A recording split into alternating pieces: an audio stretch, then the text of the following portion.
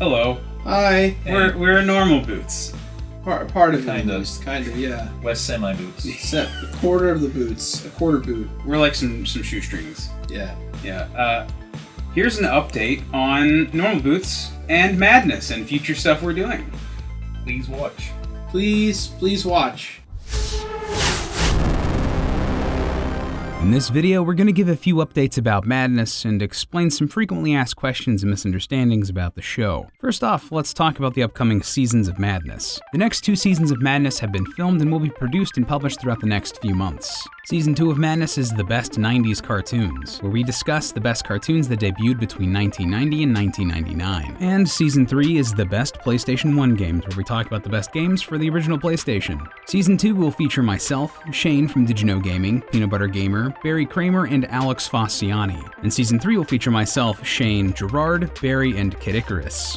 Now to answer some questions a lot of people have asked about how Madness is structured. First off, we want to reiterate that we don't choose the games, TV shows, or films, or whatever that are featured in seasons of Madness. We decide a topic such as best Nintendo 64 games, then the public votes on what they want to see on the show, and we take the 12 things with the most votes. If you would like to be part of this process and have your say, you can follow NormalBoots on Twitter at the link below, and keep an eye out for when we post Madness surveys. Secondly, we also want to reiterate that all matchups in Madness are randomized. We do not decide what goes up against what in a matchup. We instead put the top 12 results into a tournament bracket generator which randomly creates the Madness bracket. Some people have asked why we don't put similar games up against each other in the first round, as they feel this would be more fair. If we pit comparable games against each other in the first round and put, say, Super Mario 64 up against Banjo-Kazooie, the winner of this matchup would immediately go up against something it can't be easily compared to, such as Pokemon Snap or Diddy Kong Racing. No matter how these brackets are arranged, we're going to have to compare apples and oranges at some point. By putting comparable games against each other in the first round, then having 2 rounds of seemingly incomparable games, we have an arguably less fair bracket, as we aren't comparing the games by the same metrics in each round. Having a randomized bracket guarantees that the entire bracket is fair and that it's equally chaotic in every round.